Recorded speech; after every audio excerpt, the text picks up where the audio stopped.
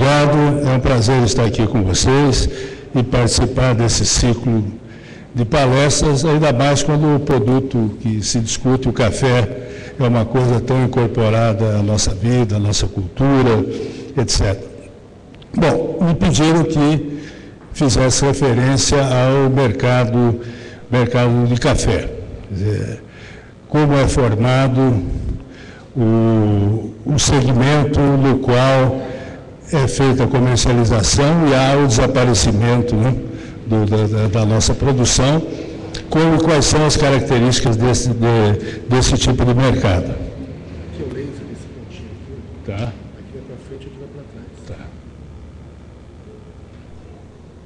Ok, muito bem. Então, trouxe uma série de dados estatísticos que eu vou apresentando e, na medida que haja alguma dúvida, alguma questão que os senhores desejem colocar melhor, eu pediria que tenham a liberdade de levantar a questão na hora, porque eu acho que é melhor do que a gente tratar posteriormente. Muito bem, o mercado de café, na verdade, é formado pelos países que importam café, que não produzem, que são os grandes mercados dos Estados Unidos, da Europa e na Ásia, do Japão, e um pouco a Coreia do Norte, que vem se transformando em consumidor de café, e também os países produtores de café.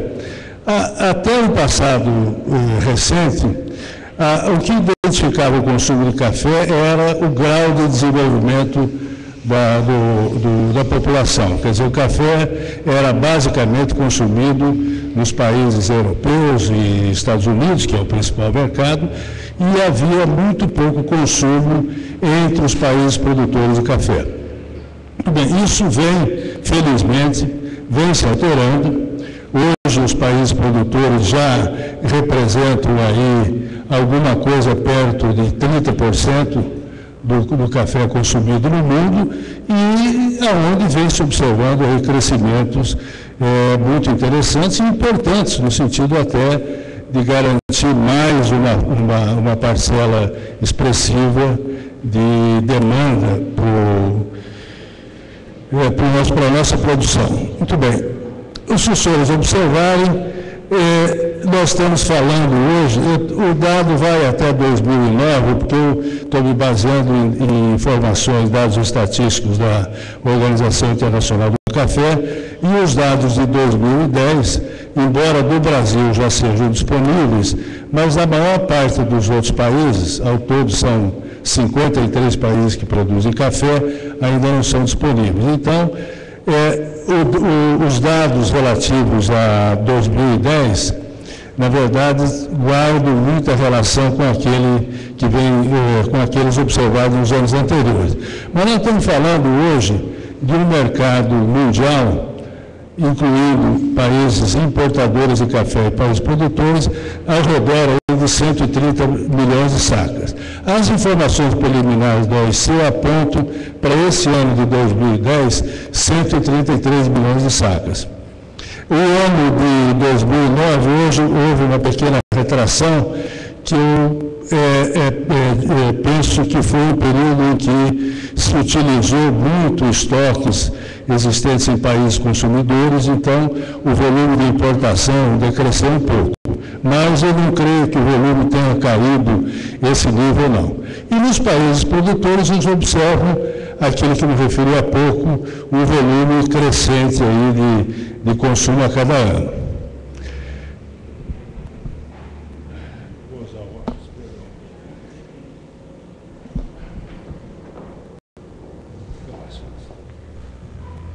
Se nós olharmos aí, aqui apenas os países produtores de café, o Brasil é indiscutivelmente o maior mercado. O Natan deve ter discorrido sobre o que vem acontecendo no mercado brasileiro, então eu vou me dispensar de referir, embora mencione desde já o fato de que é o país que registra a taxa de crescimento e de aumento de consumo mais elevada.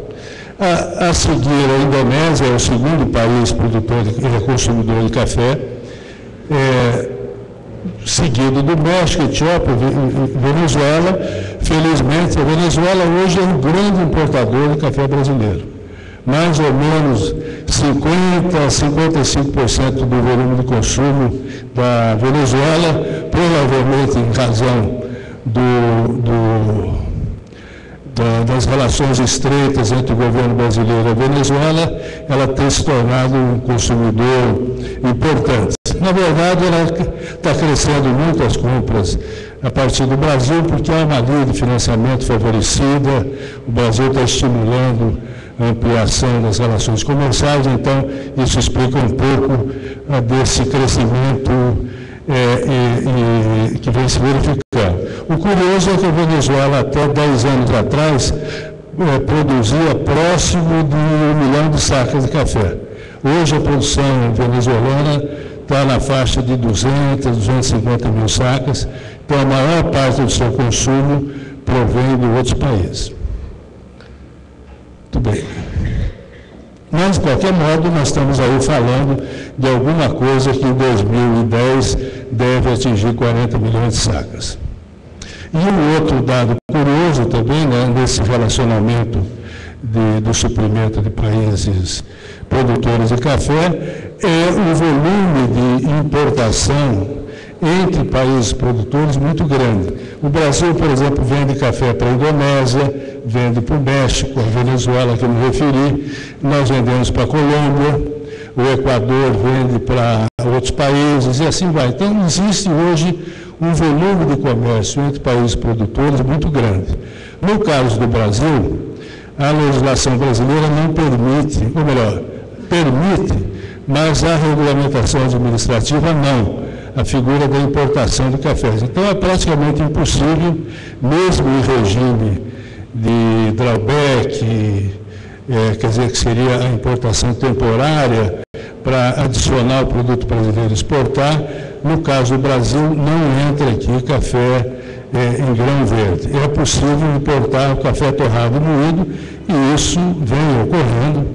Nós temos aí um volume de mais ou menos aí uns 20 bilhões de dólares por ano de importação de café, mas ele está mais concentrado nesses suprimentos tipo essas pastilhas, os pods, os pequenos pods, o lançamento da Nespresso foi um volume muito grande de importação, enfim, um tipo de consumo, de forma de apresentação ao consumo que está se desenvolvendo agora. A indústria brasileira ainda não produz essas drajas e essas cápsulas de café. Muito bem. No caso dos países importadores, que é o grande mercado, né, portanto 70% se consome fora, a União Europeia como bloco é a maior, né? Os Estados Unidos é a maior como individualmente como país.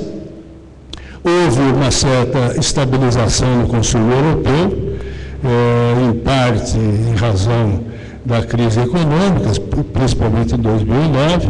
Não há necessariamente uma queda, mas porque os dados estatísticos de 2009 não refletem o desaparecimento de estoques, ou melhor, o que se observou, mas, de qualquer modo, o crescimento, os senhores observam nos Estados Unidos, é muito pequeno, também tem a ver com a crise econômica, e no Japão também a situação é mais ou menos a mesma, mostrou-se aí uma pequena retração. A Rússia já tem esse dado de consumo, não reflete determinadas importações feitas pelo mercado russo dos países do bloco europeu. Então, esse número da Rússia está um pouco subestimado, esse número é um pouco maior.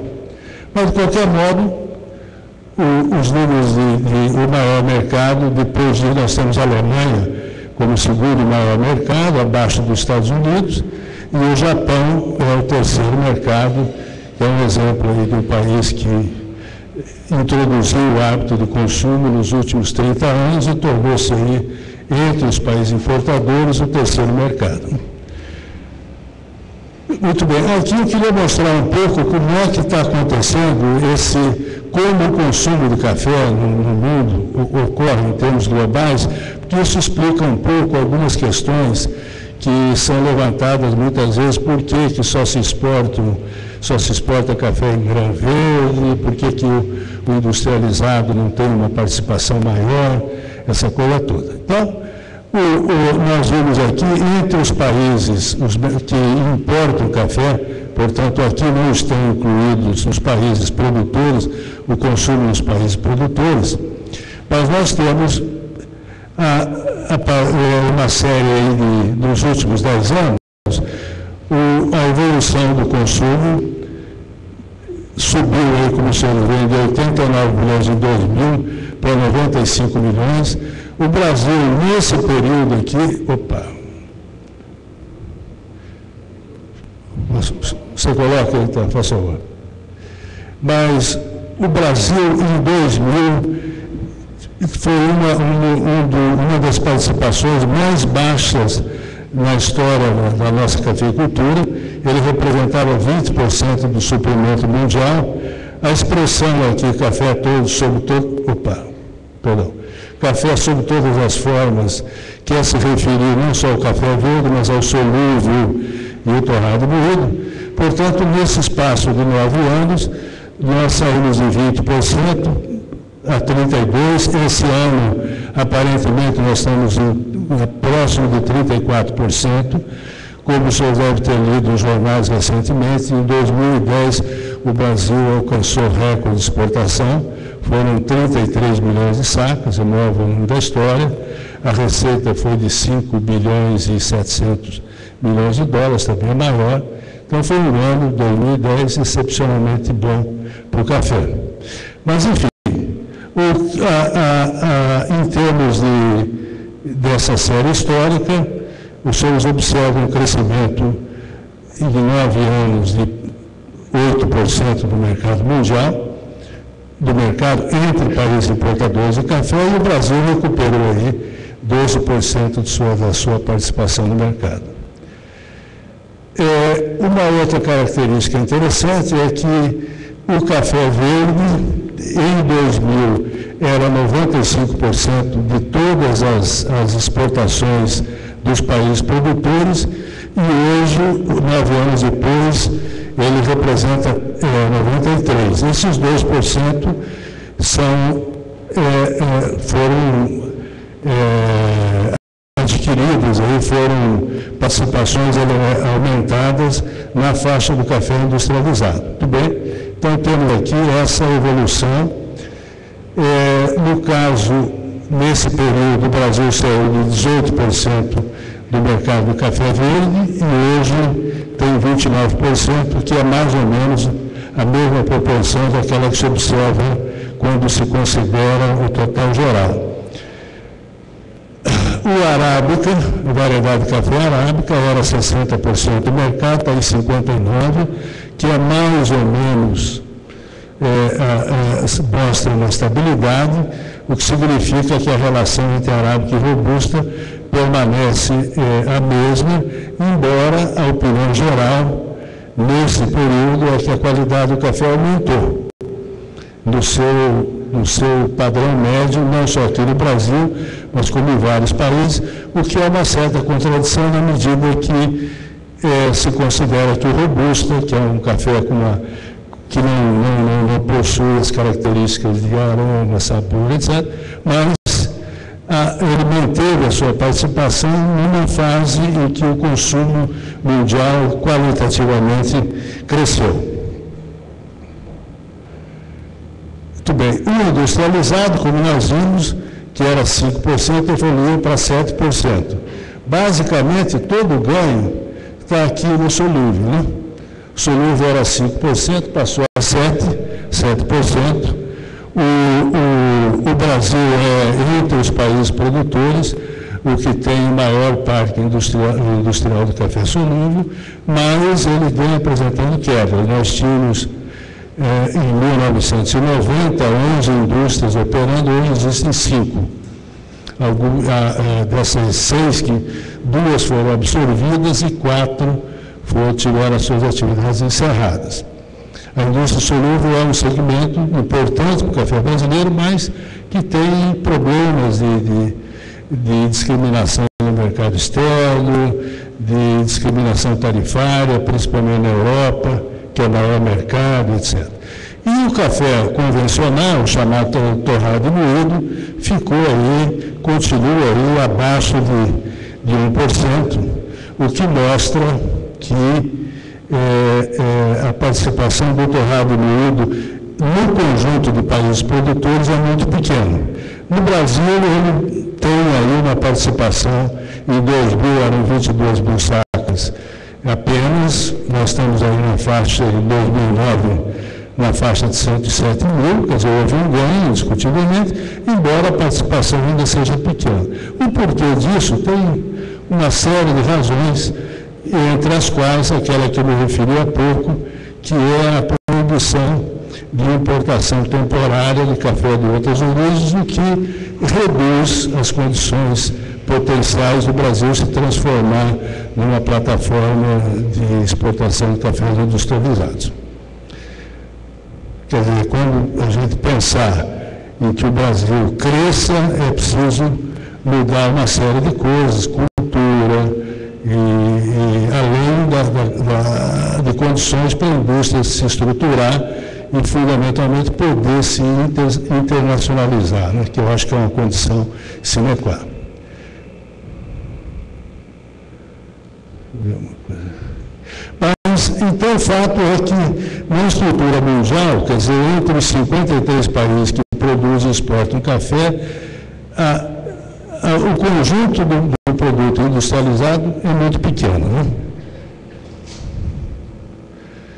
No caso do mercado de cafés arábicas, que eu acho que é uma coisa que interessa muito de perto aos produtores brasileiros, nós temos tido aí ganhos crescentes, quer dizer, nós éramos aí 39% do mercado, nós somos 47% do mercado de cafés arábicas, e outros países ou se mantêm estáveis ou apresentando reduções. O caso mais a se destacar é a Colômbia, que mantinha exportações estáveis na faixa de 10 milhões de sacas, em 2009 caiu para 7 milhões e 200, e esse ano parece que mantém, o ano 2010 vai ficar na mesma coisa. Esse desempenho da Colômbia e de alguns países da América Central, entre os quais aí a Guatemala principalmente, é uma das razões principais para a recente alta dos preços internacionais dos cafés de qualidade.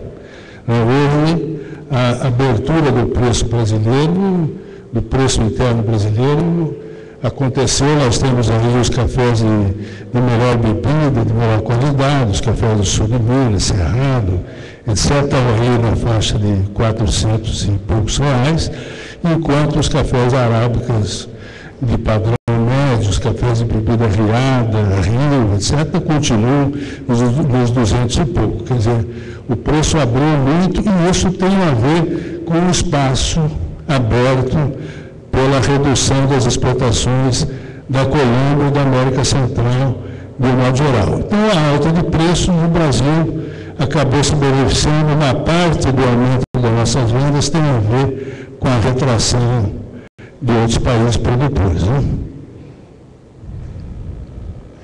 No caso do Robusta, né, que é a segunda variedade,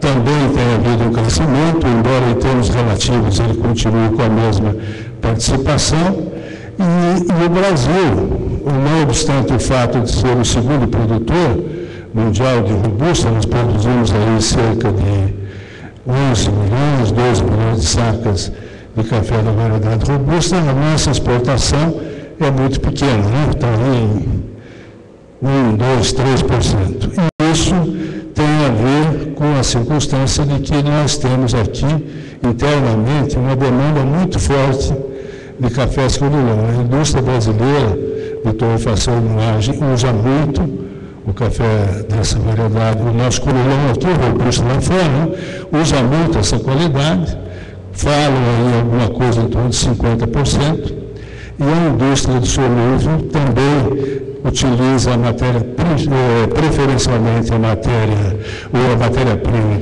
formada por café robusta, porque ela apresenta, essa variedade apresenta um rendimento, uma transformação de sólidos solúveis mais elevada, então é a matéria-prima preferida. E essa circunstância, quer dizer, um mercado interno muito forte, faz com que o preço interno brasileiro seja maior do que o preço internacional, então o volume de exportação é residual e normalmente marginal, quer dizer, um caso típico de uma demanda interna que substitui a exportação. O outro exemplo interessante é o Vietnã, que o senhor já deve ter ouvido, deve ter acompanhado, num espaço aí de não muitos anos, ele se transformou num produtor aí que produzia alguma coisa entre 1,5 milhão e 2 milhões de sacas. Hoje ele está produzindo próximo de 20, 21 milhões de sacas em média e é o maior exportador dessa variedade solúvel. Quer dizer, isso só não provocou uma expansão muito forte na oferta desse café, dessa variedade, porque isso coincidiu com problemas do suprimento de outros países. Por exemplo, a Costa do Marfim era, há 15 anos atrás, em 1990, 95, ela exportava mais ou menos 7 milhões de sacas. Então, por problemas internos, de desestruturação política, social, a atividade cafeeira se desarticulou de uma maneira muito grande.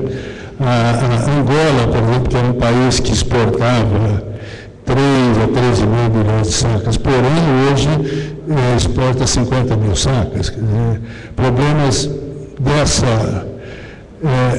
de frustração de produção nessas áreas levou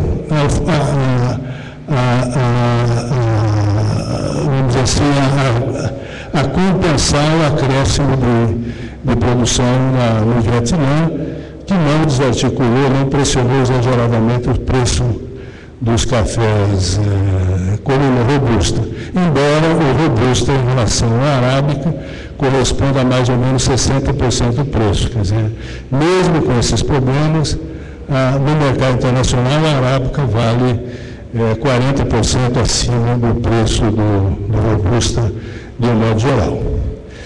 No caso do Brasil, os nossos principais mercados, eu já me referi, estão representados pelos Estados Unidos, Alemanha, Itália, Japão, Bélgica, etc.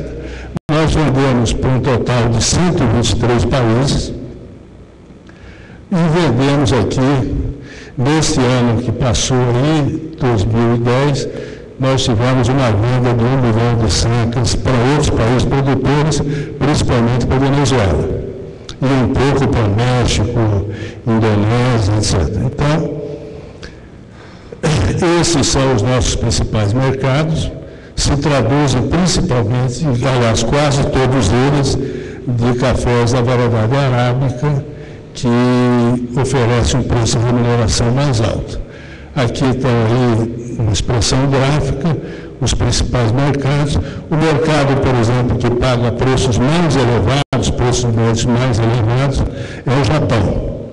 É o mercado mais exigente em qualidade, seguido depois por países da Escandinávia, que, como um mercado menor, eles não aparecem aqui como principais, mas são países também que têm vamos dizer assim, uma exigência de qualidade muito alta que se reflete em preços. Bom, de um modo geral, esses dados eu acredito que possam transmitir uma ideia geral do que é o mercado de café, como ele se forma, para onde e quem são os compradores do café brasileiro. No nosso caso, nós temos aí uma outra informação a acrescentar, é que o Brasil, o mercado de café, como os senhores sabem, ele não tem hoje regulamentação. A exportação é livre, não existem cotas e e nenhum tipo de mecanismo que possa representar qualquer forma de gestão da atividade exportadora. Então, de um modo geral, nós estamos exportando hoje a quase totalidade, se não a totalidade das safras. Quer dizer, nós não estamos acumulando excedentes de estoques, quase que o volume da safra é aquilo que ou se consome internamente e aquilo que se exporta. Nós temos aí um problema crônico, que você deve estar acompanhando, que são as incompatibilidades entre produção, estimativa de produção e o chamado desaparecimento de café.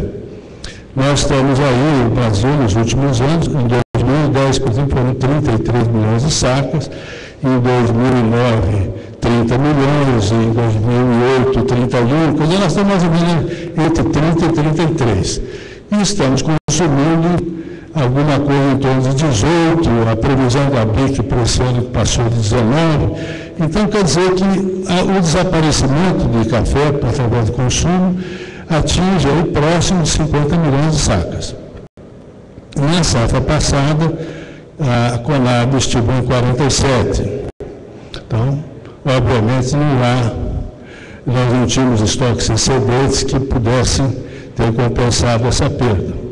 E se nós fizermos um acompanhamento nos últimos 10 anos, a comparação entre o volume das estimativas e o volume do desaparecimento, há uma falta aí de quase 100 milhões de sacas.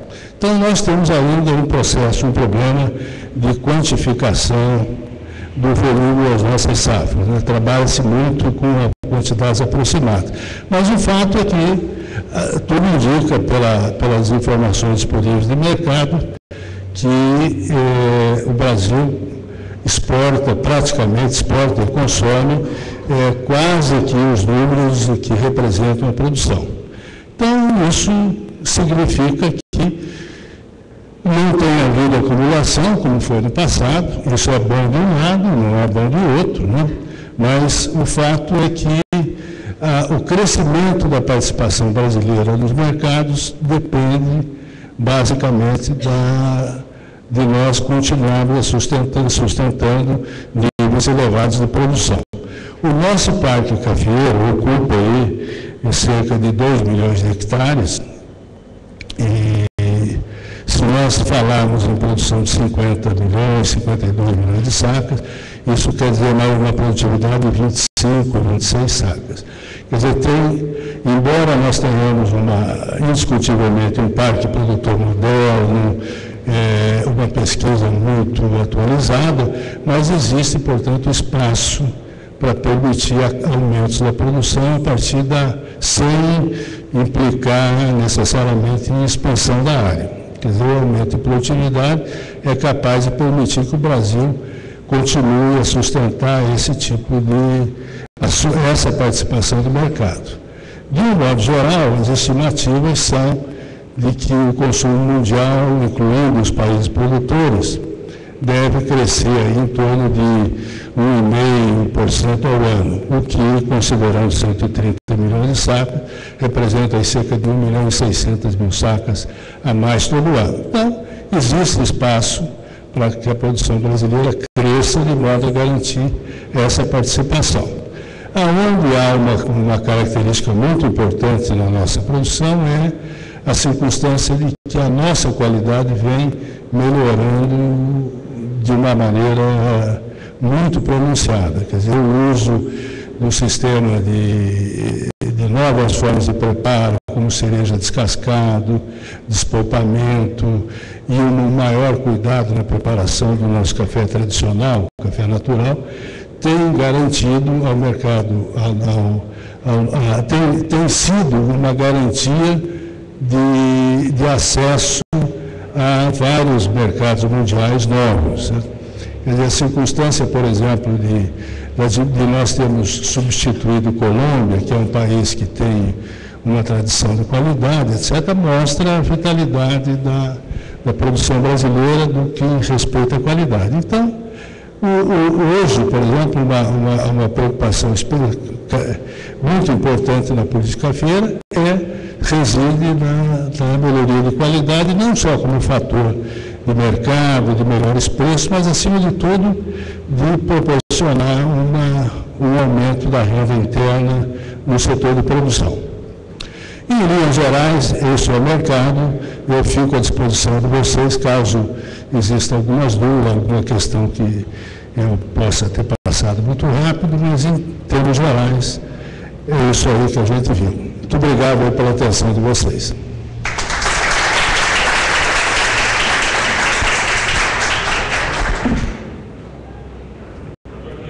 Pois não.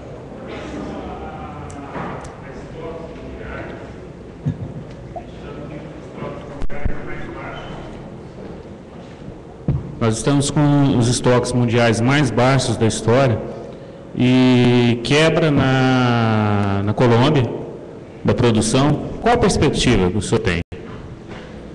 Olha, de fato, os estoques mundiais hoje são considerados muito baixos. Nos países produtores, embora não existam informações muito confiáveis sobre a precisão dos números, mas se considera que nos países produtores é muito baixo.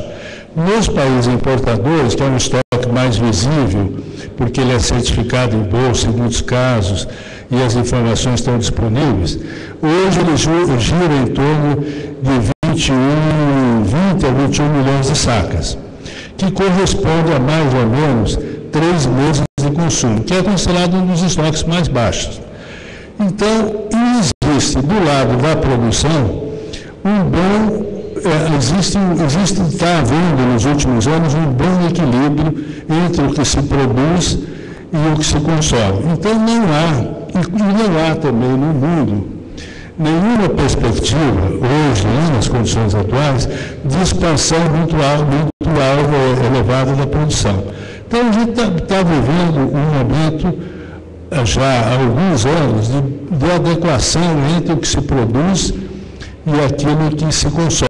Então, o quadro de preços hoje, por exemplo, esses preços que nós estamos assistindo, o café na faixa aí os cafés de melhor qualidade, entre 250 e 280 dólares, é resultado desse equilíbrio. Aparentemente, tudo indica, a tendência é que isso permaneça por mais alguns anos. Então, eu acho que o mundo vai viver com uma oferta de café muito próxima do consumo efetivo, quer dizer, sem formação de estoque e, portanto, com uma forte possibilidade de firmeza nos preços, como nós estamos acompanhando, e até de ligeiras altas. No caso do Brasil, não vejo possibilidade de aumentar rapidamente, não, mas pode ter aumentos consistentes. Com relação à entrada do café brasileiro na Bolsa de Nova York, e os estoques dele estarem baixos também, como o senhor vê isso aí? Olha, o fato do café brasileiro, a partir de 2013, ele pode ser entregue contra a Bolsa, reflete, em primeiro lugar, essa melhoria de qualidade que eu me referi há pouco, quer dizer, o café brasileiro tem qualidade crescentemente melhor. Essa bolsa de cafés suaves é a expressão melhor da qualidade, é onde se forma o preço. E eu acho que hoje os preços da bolsa estão abaixo do preço do mercado físico. Então, eu não acho que isso vai ter resultados imediatos aí, de reflexos internos maiores, mas eu acho que a inclusão na Bolsa passa a significar uma excelente forma de precificação do café brasileiro. Quer dizer, aquela pessoa que produz sabe que o preço da Bolsa de Nova York hoje está, por exemplo, $2,34, que é o dólar de 1,67 que está aí, representa, por exemplo, R$450. Então, ele sabe, pode a qualquer momento fazer uma proteção de preços, ele sabe que o preço de mercado é aquele, então ele tem condições de comercializar sua produção a partir de critérios de precificação muito mais objetivos. É um avanço extraordinário.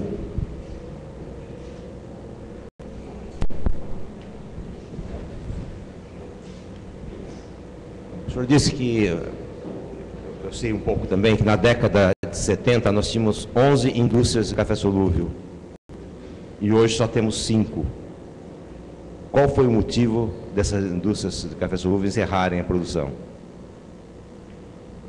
Bom, em primeiro lugar, a indústria, assim como acontece no café verde, a indústria de solúvel brasileira, ela se transformou, ou melhor, da sua criação em diante, até passado muito recente, ela foi o seu grande mercado foi o mercado de venda de matéria-prima para a indústria estrangeira, de solúvel lá fora.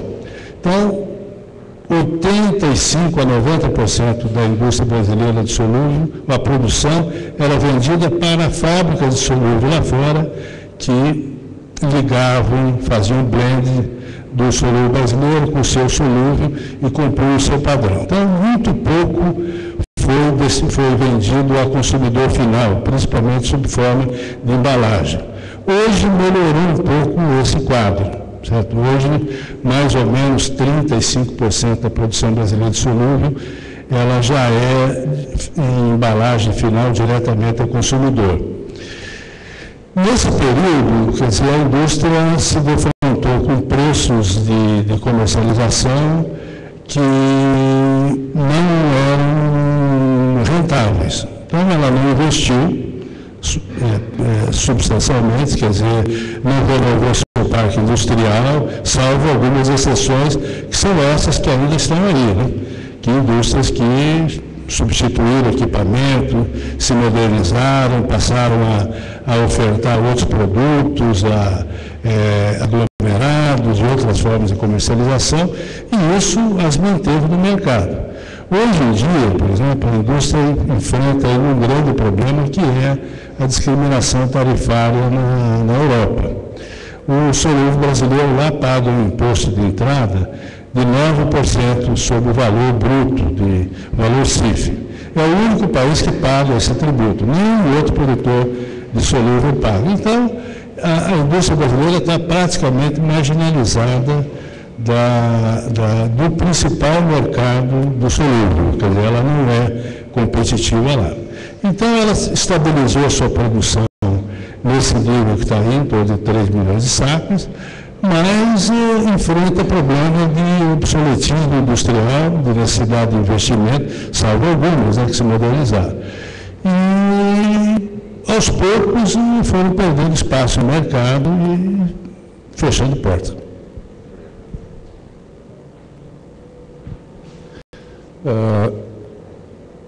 A respeito do cafeicultor, a gente tem ouvido muito pouco. Eu queria que o senhor me dissesse como é que fica a política do governo para cafeicultor, não sei se o senhor conhece, porque é histórico. Há 10, 12 anos atrás, na época do Fernando Henrique, o cafeicultor estava quebrado, conseguimos uma renegociação de dívida até 2025. Agora, no governo Lula, o cafeicultor estava quebrado de novo, conseguimos uma outra renegociação por 5 anos para pagar a dívida. Quer dizer, historicamente o café de 5 em 5 anos, ele tem um aumentinho. A hora que o cafeicultor está quebrando, a indústria vem e dá um aumento. O que me parece, como cafeicultor, é que as indústrias seguram o preço até esgoelar o produtor. E depois dá um aumento, ele vai morrer. Entendeu? Não vão acabar com a galinha dos ovos de ouro, não. E a gente não vê o governo, a gente não vê nenhuma entidade fazer alguma coisa para o cafeicultor. Mesmo o presidente de cooperativas, que parece que a hora que ele está lá no poder, ele olha para o umbigo dele e se mantém no cargo. Entendeu? Quer dizer, mais uma vez a gente ficou 5 anos com café a 200, 220, 250 reais. Hoje existe um boom para o café gourmet. O cafeicultor não tem dinheiro para investir, para ter um café de ponta. Continuamos com o café no supermercado horrível para se beber. Quer dizer, um país essencialmente agrícola não tem uma política agrícola para nada, principalmente para o cafeicultor. O que eu sinto agora que vai acontecer de novo é que o café deu um boom. Hoje o preço de uma muda de café está R$ 350, um milheiro, aumentou bastante. As prefeituras vão de novo incentivar, como já estão acontecendo, a produzir. Então os aventureiros vão lá, produzem. Daqui 3 anos de novo nós vamos ter uma super safra, porque é o ciclo dele, 3, 4, 5 anos. Aí o café despenca de novo. Mas aí a gente vai ficar a vida inteira devendo o produtor. E todo mundo feliz da vida, ganhando R$ 2 um cafezinho, que com uma saca de café você sabe que dá para fazer 6, 7 mil cafezinhos, né? Já vai para R$ 14 mil, tá certo que tem os custos. Mas o cafeicultor, mesmo a R$ 400 uma saca, que diz que está bom, só indo lá na roça para ver como é que é. Para chegar a esses 400, que outro dia estava 250. Faz o quê? 3 meses que chegou.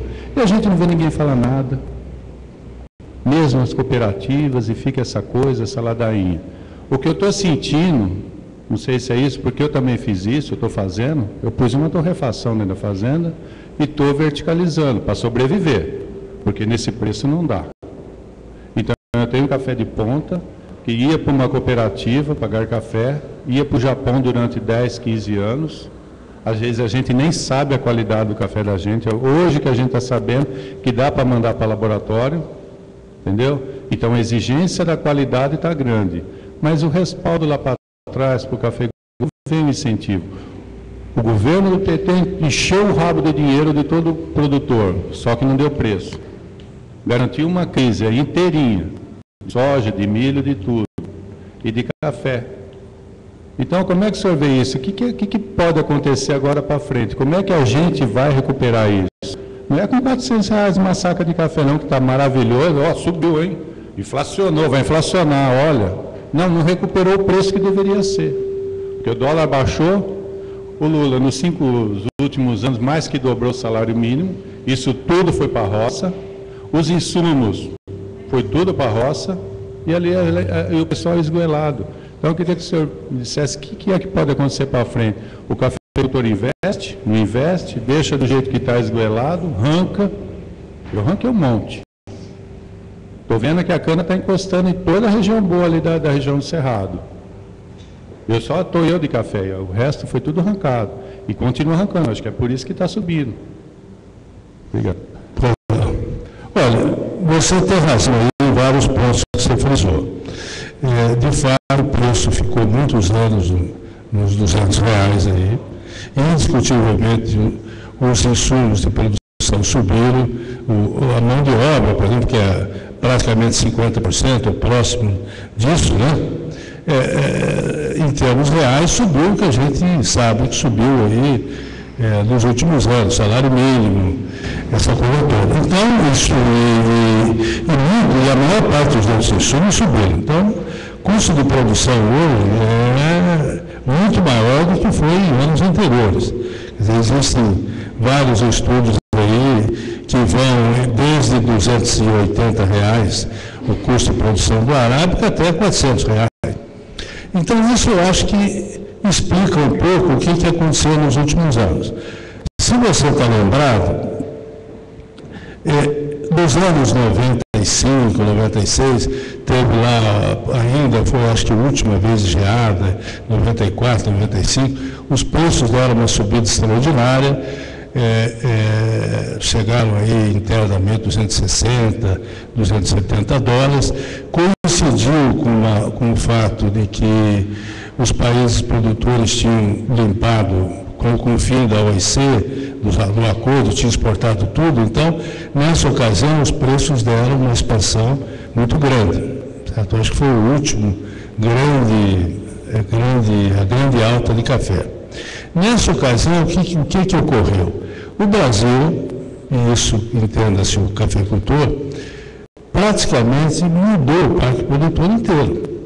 Certo? Fez investimentos grandes, foi alterando adensando, mecanizando, irrigando, usando novas variedades, enfim, uma série de modificações aí que são conhecidas.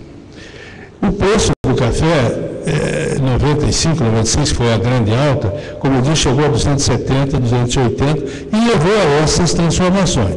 Em 2001, mais ou menos, quando nós colhemos aquela safra imensa, 48 milhões, está lembrado? 47, o preço chegou a 45 dólares a saco.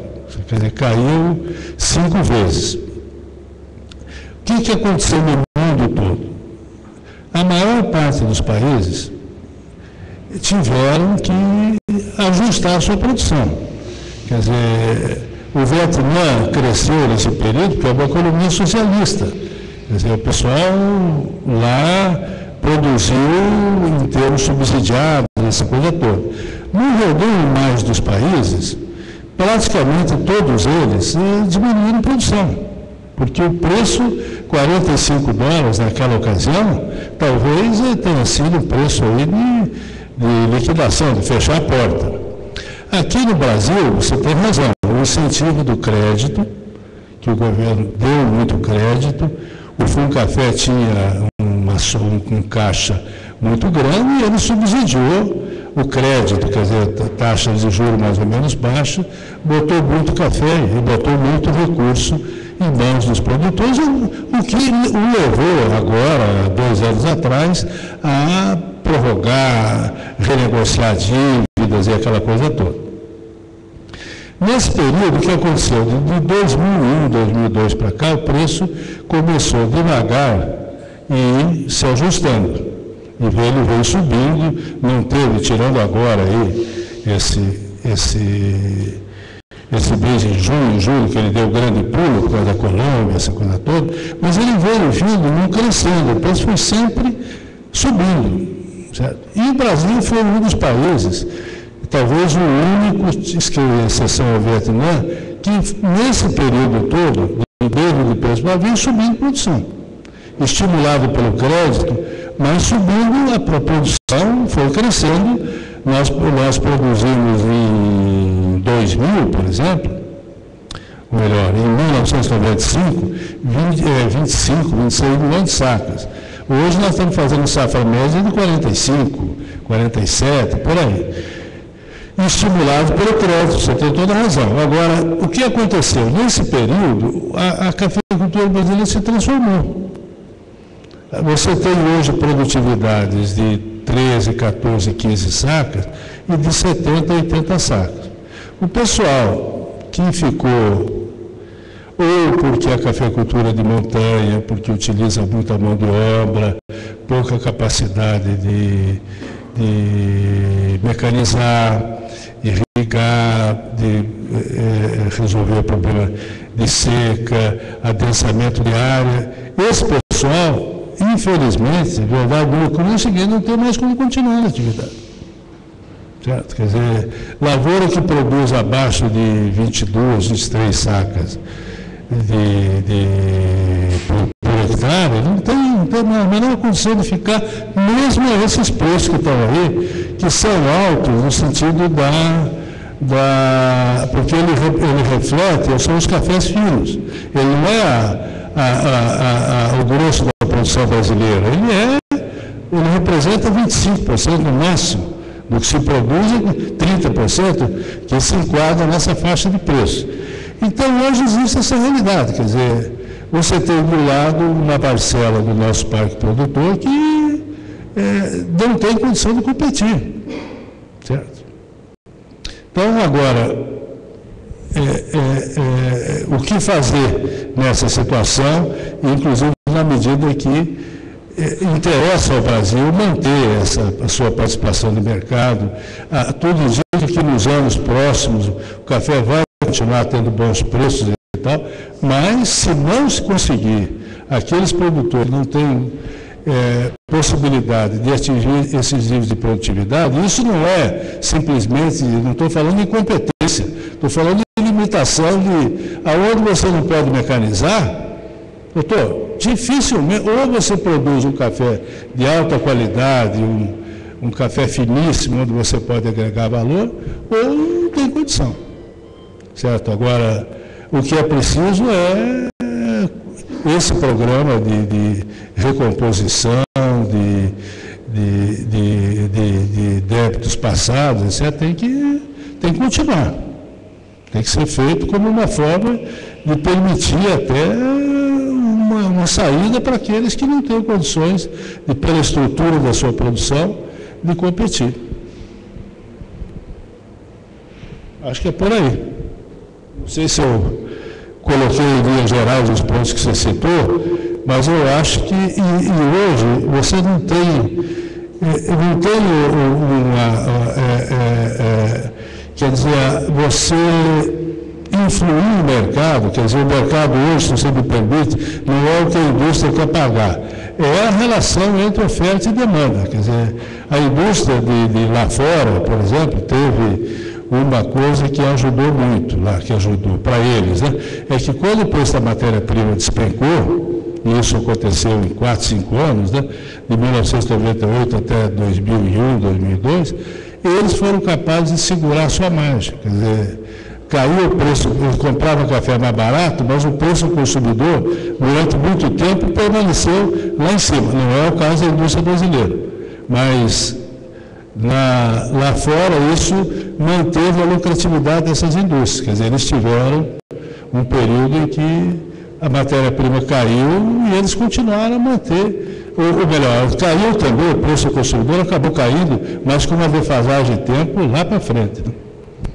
E hoje em dia esse preço está aí porque existe adequação entre oferta e demanda. Lá fora, quase todos os países, a Colômbia não caiu a produção dele porque por incompetência do produtor, não, ou por problema climático. Caiu porque não tem como pagar. A Federação de Cafeicultores, a Colômbia é um exemplo bom porque ele subsidiava de um modo direto a sua produção durante muito tempo. E a Federação, hoje que era uma instituição fortíssima, hoje está desse tamanho. Teve que ir vendendo ativos e uma série de coisas e tal, e o café lá na Colômbia encolheu como encolheu no Brasil, né? Nós tínhamos o café, quanto era aqui? Era 15, 20% da exportação brasileira. Hoje é 12,5%, apesar de render 5 milhões e 700. Mas são outros tempos.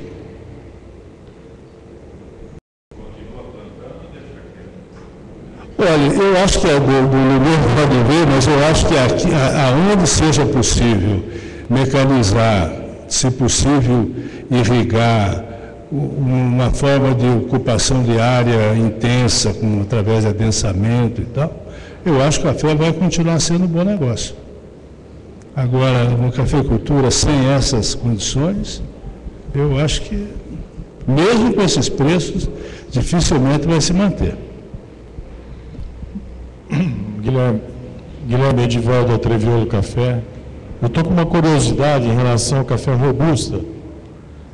O Vietnã é o maior produtor e hoje existe um robusta gourmet no mundo inteiro, inclusive a Europa está usando muito. Não seria meio incompatível, por exemplo, o café do Vietnã sempre foi um café de baixa qualidade, competir com, sei lá, Indonésia, Costa do Marfim? Será que não é questão de qualidade? Entre o robusta que existe no mundo, o do Vietnã ainda talvez seja de qualidade, na média, uma qualidade um pouco mais inferior. Agora, também não é uma qualidade ruim, não, porque as mesmas empresas que processam café aqui no Brasil estão lá fora, estão no Vietnã. O maquinário deles lá, 90% é brasileiro, que são as mesmas máquinas que nós temos aqui. Os armazéns lá são tão bons quanto os nossos. As lavouras deles são muito melhores que as nossas do Conilon. Certo? Eu não sei, apesar de nós termos uma boa produção de Conilon, eu estive lá 3 anos atrás, até com o pessoal da produção, alguns produtores brasileiros do Espírito Santo e aqui mesmo de São Paulo, de Garça, estava lá o Maurício Miarelli, foi junto e tal. A lavoura deles é melhor que a nossa, a produtividade deles é melhor. E na época, a cultura de comercialização deles era inferior. Eles botavam qualquer coisa para fora. Mas lá acabou o grau deles. Tem uma socialização, ou comunismo, seja lá o que for, socialismo, muito,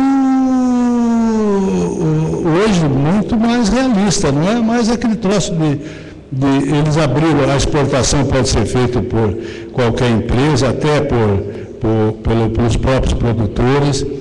Quer dizer, o sistema lá que eles usavam, o produtor não podia fazer um sem número de coisas, hoje pode. Então, o know-how que eles têm, tem muito brasileiro trabalhando lá, e eles, a qualidade do café que eles produzem é tão boa quanto a nossa aqui. Agora, uma coisa interessante no mundo hoje é essa figura do gourmet aí que fala-se muito, né? Isso aí, por exemplo, o conceito de que o robusto é um café inferior, essa coisa toda. Pô, a qualidade do brasileiro aqui do consumo interno, apesar da sua opinião, que eu respeito, mas no geral está melhorando. Já tem coisa melhor aí. O robusto entra entre 50% e 55%. No mundo, você viu aí, 40% é robusto. Então a gente está falando, está melhorando a qualidade, está melhorando, e aumenta a participação do café mais inferior, não é? Também é uma coisa meio paradoxal. O que leva à conclusão de que ele não é tão inferior assim. Certo? Porque o que ele dá? Ele dá é massa, né? Se o sujeito fizer um blend e colocar a parcela de arábica muito boa, ele puxa, né, o colilon. Quer dizer, o que talvez viabilize essa alta participação do robusto no blend é a melhoria do arábica, né? Cada vez que o arábica melhora, a média melhora, né? Não é?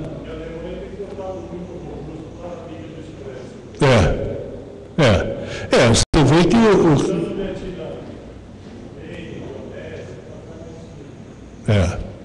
mas eu acho que esse negócio de qualidade é um pouco relativo, né? Quer dizer, aquela história você certamente conhece aquela bebida lá, que é mais típica do Espírito Santo, o tal do Rosona, né? Que é pior do que remédio, né? Pô, você vai na Grécia, vai na Dinamarca, eu adoro esse café. Tá. Não.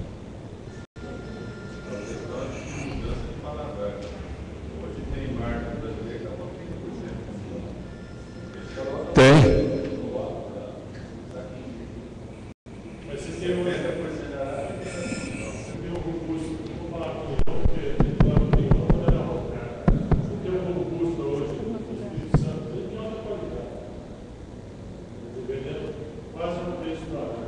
Pois é.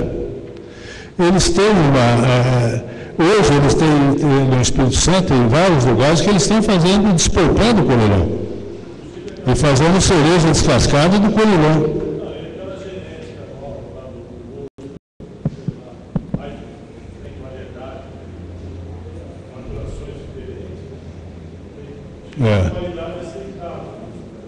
É verdade.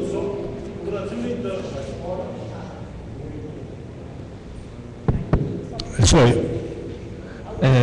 Bom dia, me chamo Anderson, sou engenheiro agrônomo, atuo na região de Patrocínio, sou filho de produtor também.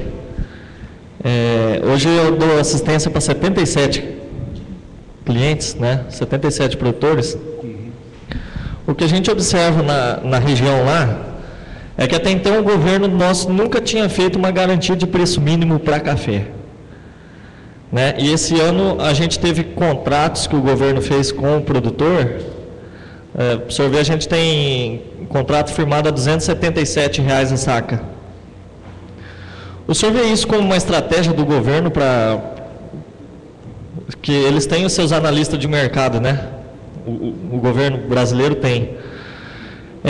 Como uma forma de prever que o mercado ia subir e uma forma deles talvez ganhar dinheiro em cima do próprio cafeicultor, porque até então nunca teve essa garantia de preço mínimo no café.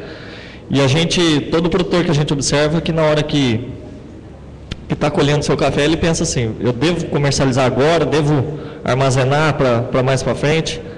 E a gente observou que esse ano o governo abriu uma política de preço mínimo. O senhor vê isso como uma estratégia do governo para ganhar dinheiro em cima desse cafeicultor? Não, definitivamente não. Eu acho que, quer dizer, no passado, o governo tinha uma política de garantia de preço mínimo, do exercício pelo IBC, que ele comprava e acumulou grandes estoques. Quando você sair ali, tem uma fotografia da queima de café, quer dizer, aquilo era uma forma de tal. Mas agora, quer dizer, nos últimos 2 anos, eles passaram a fazer uma fixação do preço mínimo, até não só para efeito de utilização de recursos do FUNCAFé, mas também para efeito da recomposição de dívidas, essa coisa toda. Não é o preço mínimo que ele compra qualquer quantidade, não. Certo? O preço mínimo está lá, ele é uma referência para financiamento, mas ele não garante a compra tudo aquilo que você produzir, não. Ele é mais um preço de referência. Certo? Quer dizer, o volume de compra é muito pequeno nisso aí. São 400 sacas por produtor, né? Que ele faz os contratos. Então... Não, como contrato? Cada produtor na região pode fazer contrato de até 400 sacas. Certo. Firma o preço de 400 sacas, que é o que o governo garante, né? Então, o senhor não vê isso como uma forma do governo, analisando o mercado que o café ia subir, ele... Não pode. Olha, não esse 400 sacos que você falou aí é para efeito de financiamento, é limite de financiamento. Ele não se obriga a comprar isso.